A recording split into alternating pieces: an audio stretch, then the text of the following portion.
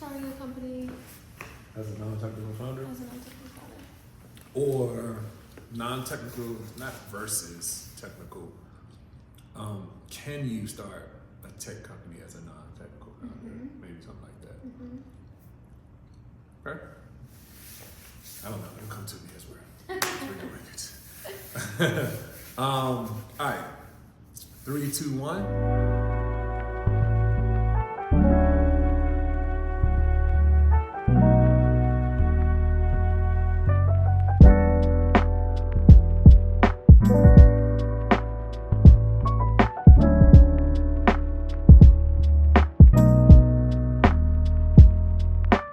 You hate to say it, but people still have their understanding of AI from the movie.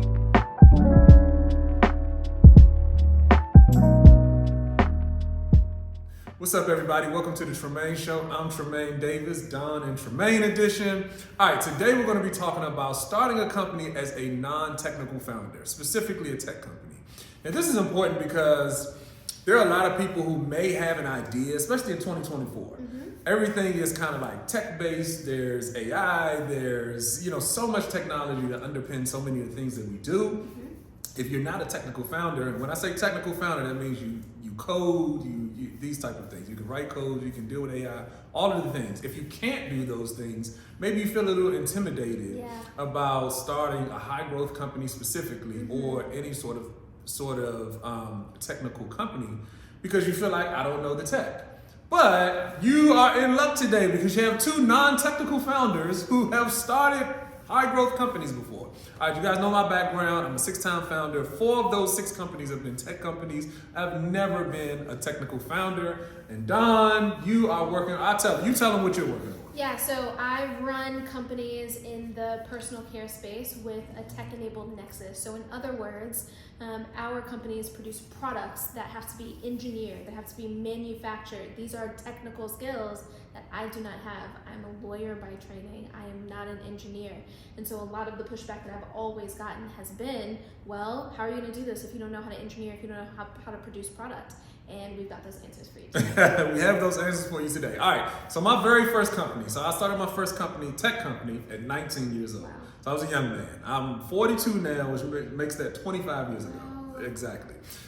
Getting old. The gray hairs, it all matters at this point. All right, so for me, when I thought about the idea that I had, and I'm just thinking about it, my 19-year-old self, and the reason I'm going back there is because I had very limited knowledge about what I needed to do, how I needed to be successful.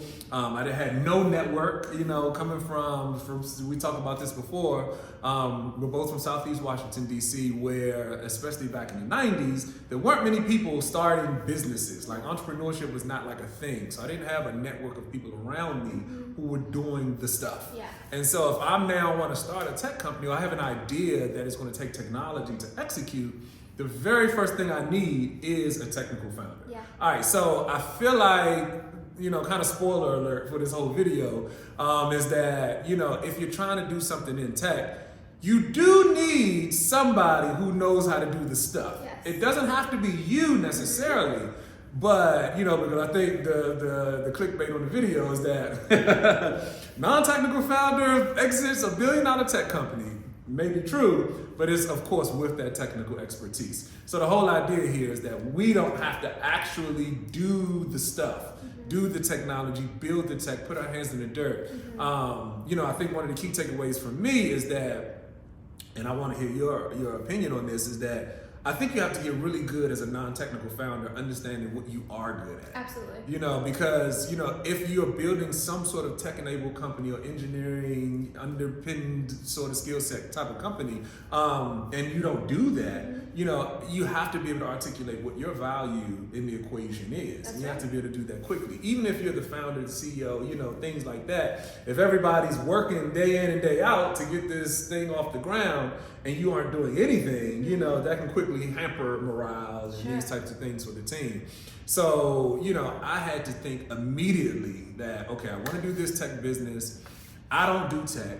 So the very first thing I did was call everybody I know and said, do you know somebody who does X, Y, and or Z? And of course, I got introduced to a guy who did it. This is my 19-year-old self. I wish I could articulate it better. And back then, there were no cell phones. All that stuff didn't exist. So everything was web-based. There were no apps. There were no smartphones. So my ask to my network was, do you know anybody that does computer stuff? That's my 19-year-old ask, is that, hey guys, and I called people and said, do you know anybody that does computer stuff? I got this idea and I don't know how to do it. But what, as a founder who did not have that expertise, I did know that, my superpower was more on the networking side. Mm-hmm. I knew how to talk to people, I knew how to sell stuff, I knew how to build things. And even at 19, I couldn't articulate these things, but I knew that I was good on the people side. Mm-hmm. And so I knew that would be my value to the equation. That's right. All right, talk about it a little bit, Dawn, when it comes to recognizing your value in the equation and how you can lean into your superpowers as a non-technical founder. Yeah, here's the thing. I actually think non-technical founders are more valuable than technical founders because you can always hire out some of the kind of technical pieces of the puzzle, but you can't hire out the vision. And you said that the networking is what you bring to the table. It's not. It's the vision. You bring a number of things to the table. You did not mention your strategic prowess, which I think is really valuable to any company. But it's always the vision. That's what makes a CEO a CEO. Of course. And so having that vision, you can find the resources, and we talked about this on another episode. You can always find the resources to be able to get you what you need on the technical side. It may be doing a hardware accelerator where in lieu of funding, they give you engineering hours. It may be going to Morgan State. We're here in Baltimore today. Going to Morgan State and going to the engineering department and finding someone who's willing to work for your company as a credential that they can put on their resume as opposed to for pay, right? But you can't hire out the vision, and you can't hire out that executive function. So listen, I think, in terms of what I have brought to the table, it's actually been really interesting, my journey, because I work in the personal care space, I work in the beauty space, I work on concepts that are related to the needs of women and women of color in particular, right? And so when I go to an engineering house, when I go to a manufacturing house, those people have no idea what I'm talking about. They don't understand the ergonomics of that thing. They don't understand the specs of the thing. And they don't know how to solve for all those nuanced variables that my customer needs to be solved for, right? So it puts me in a position where I have to become just a little bit of an engineer, and I have to become just a little bit of a manufacturer. I have to be able to put myself into those shoes and be able to fill the holes that they can't. So what does that look like? It means my engineering team, in order to understand how to construct the thing, they need to understand how many ounces of product the average user is using, what temperature is the ideal temperature for the thing. The list goes on. So in order to do that, I have to conduct the experiments. They can't conduct the experiments. So we've kind of put together these rigs where we can test different products at different temperatures to test their viscosity, and we've done all kinds of testing rigs to understand those variables better, and there's no way for me not to be involved in that process, right? So people often say, well, Dawn, where's your technical founder? I am both a non-technical founder and a little bit of a technical founder, because I've had to amass some of these skills. You cannot bring a new technology to market without learning how to manage the engineering process, without learning how to manage a manufacturing operation, right? Without learning how to put QA specs into place for a team. And so even as a non-technical founder, you may be in a position where you can amass the technical knowledge that's necessary for your company that can't be shopped out, that can't be bought elsewhere. I love that. So this is really good because you said it. You're not really a technical founder, but you've got the knowledge to manage a technical team. That's right. And you've had to learn that in order to be successful with your company. All right, so let's dig a little bit deeper. All right, so if you go a little bit deeper beneath the surface of what a non-technical founder brings to the table. I like what you just said in terms of the vision piece of it. You have to do that as a founder. But even if you have a partner who is a technical founder, I think in a perfect world, one founder is a non-technical founder and the other founder is the technical founder. That's probably in a perfect world. So if you guys can replicate that some kind of way with a great co-founder, please do. But if you can't do that, the non-technical founder, which would be both of us, has to learn some of these things along the way where you're never going to necessarily put your hands in the dirt and touch it, but you know enough to be dangerous. You know enough so that somebody can't tell you some stuff that's not true about your product or your industry or your the space that you're in. I think other things that non-technical founders bring to the table generally is that somebody's got to sell. Somebody's got to know marketing. Somebody's got to go talk to the customer. Somebody has to do these customer discovery interviews, these types of things. And so while you got somebody back there building it, whether you are, hiring out for it, consultants and different things like that, or you have a co-founder that's doing that work, somebody has to be doing the other stuff. Books need to be kept, what I mean? CRM needs to be managed, these types of things. So there's a lot of work in a company that's a CEO or founder that is not a technical founder can actually do. That's right. So you have to get good at these things because starting a business from the ground up requires a whole lot than just the technical piece of it. That's right. And it can be really tricky. So often you'll hear people, accelerators, venture investors, they'll say, well, we prefer multi-founder teams. We don't love solo founders. And I personally think that that's misguided.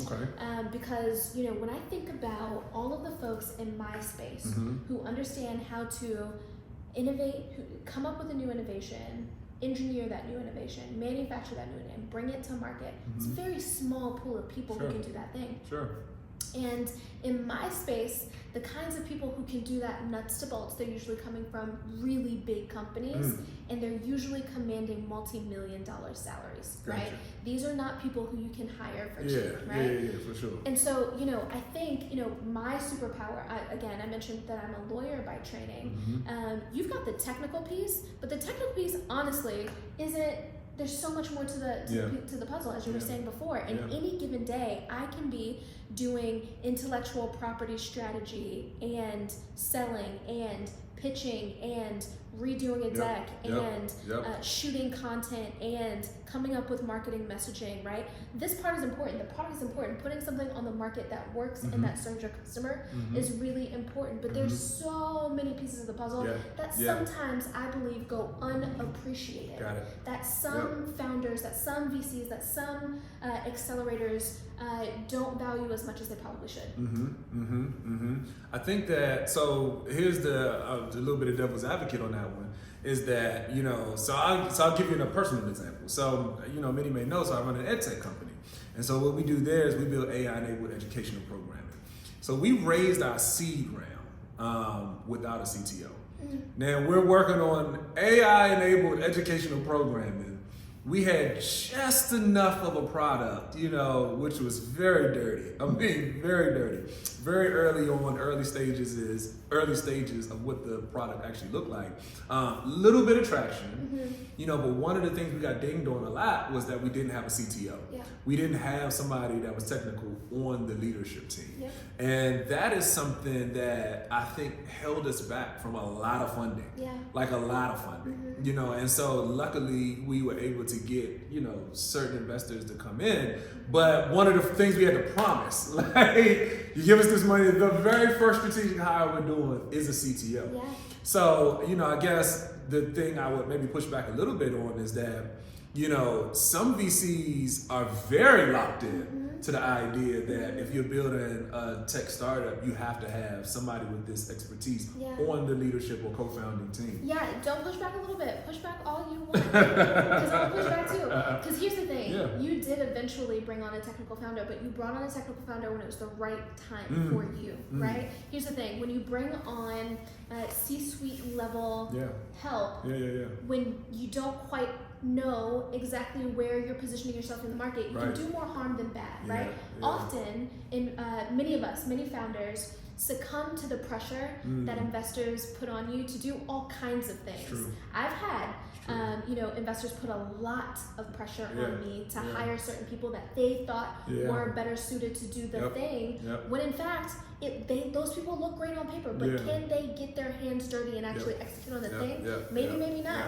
You guys hired when it was the right time to hire, and that's really important to understand. That's a Just good point. because investors are asking you or want you to do the thing does not mean that's the best thing for your company. So that's a bar right there, actually, because investors are always going to have these demands that they want to attach to the money that they give you. And so as a non-technical founder specifically, you can buy into that a little bit. Yes. You know what I mean? Because you feel a little self-conscious, because when they say, who's the technical expertise, how are you going to solve this technical problem, et cetera, and with you not having that specific skill set, you listen a little bit, you know what I mean? And it's like, you would do better if X, Y, and or Z. But to your point, we did bring him on, our CTO, at the right time. Absolutely. You know what I mean? And we had probably been running 2 years before we got, when we closed that seed round to make that strategic hire. Yes. The first 2 years, again, the solution was dirty, but we were learning. That's right. And, even to, kind of double click on your point a little bit more, I don't know if it would have been better. I don't know if it would have been good to have a CTO at that juncture. That's right. Because we were figuring it out. Yes. And even our sale to the CTO, because dude is amazing. You know what I mean? Like our CTO built the scraping software to identify ISIS on Twitter for President Obama when they were, looking for Osama bin Laden and all of that type of stuff. Like, he's that dude. Wow. And the thing that attracted him to want to come work with us is that we had an idea of where we were going. And of course, we want to exit the company at $1 billion in 4 years, all of this stuff. But we were able to paint a picture. And he likes working on startups. He's probably around my age, whatever. But I don't know if he would have been as attracted to the company 2 years prior. That's right. Because we were trying to figure it out. And he would have been not building for a company that's looking to grow. He would have been building for a company trying to figure stuff out. Yeah. And a lot of the things that he would have built at that stage probably got thrown in the trash. Yeah. And nobody wants that. Especially a technical guy that you're bringing on, Yes. type of thing. So that's a great point. All right. Next thing, go. Yep. Jump in, please. So the C-suite that you build around you Okay. is a reflection of your prowess in the space. True. And so if you are just bringing anybody on Yeah. early stage Yeah, just yeah, because, it reflects poorly on you, That's right? true. So you'll have investors, the same investor who says you need a CTO. If it's not the right kind of person with the right kind of caliber, and if you haven't built to that caliber yet, they're still not going to It's invest. still not, yeah. And this is not just technical CTO, that experience level. Yeah. Investors all the time say, if you do X, Y, and Z, I'll give you money, and don't call you back. Not even don't give you money. Right. Like, ghost you. Like, Absolutely. you did all this stuff to say, I'll do what this person says so I can get this check in. Not only do they not cut a check, Yeah. they will block your number so that you can't even call or text them They anymore. will. I swear, I have abandonment issues, not from dating, but from dealing with VCs. It's terrible. That is a real thing. It's That is a very real real. thing. That is a real thing. So, all right. So, as a non-technical founder, which is how we started, I think that our superpower, at least my superpower, is going out and making stuff happen. Yes. You know what I'm saying? And that is bigger in the grand scheme of things than somebody who can actually build the stuff. Yes. Now, building the stuff It's important. is important. It is very important. But, in the early stage startup game, and we talk about this so much, is that, like, what's the MVP minimum viable product that you can get into customers' hands and start getting some feedback? Sometimes minimal is not even something that takes all this extra technical expertise. I mean, you can get some kid at a university student, we were just talking about that, to build out an MVP. So, you might even be building up to getting that co-founder or that C-level, technical founder. So the big takeaway, I'm thinking, and I'd love to hear what you think the big takeaway from our glorious conversation is that you can start a tech company as a non-technical founder. 100%. We've both done this multiple times Yep. and have been successful doing it, but I think to codify it, to bring some real, real world, sort of example to this Sure. is that, other stuff needs to get done. Other stuff needs to get done, and it doesn't. Investors often aren't operators, right? Absolutely. Investors often aren't the people who are on the ground building a thing from Absolutely. the ground up. These Absolutely. are people who are often operating from theory Yep. and from what they heard other people say Yep. you need in order to have Yep. a successful Yep. company, right? Yep.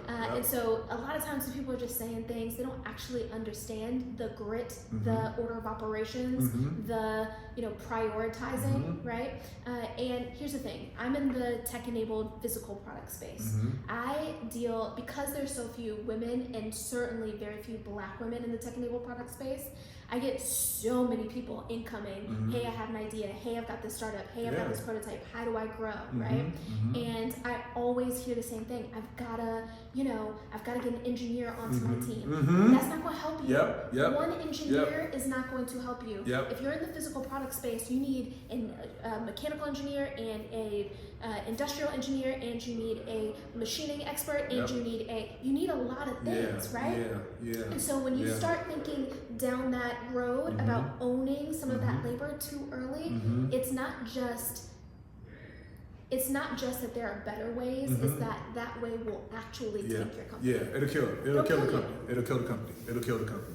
It'll kill the company. All right, so that that was a lot of game you just gave, because all of the people that call you just gave that game out for free. You know what I mean? All right, so again, big takeaway. As a non-technical founder, you have a lot of superpowers that you can lean into. 100%.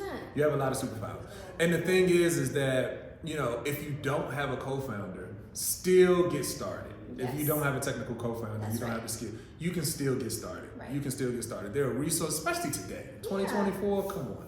There's a lot of resources, free resources, things that you can do to get this idea off of the ground without having that 100%. technical expertise. Yes. All right, it's been a good chat. It's always a good chat. It's always a good chat. All right, I'm Tremain Davis. I'm Dawn Myers. All right, we'll see y'all in the next one. Peace.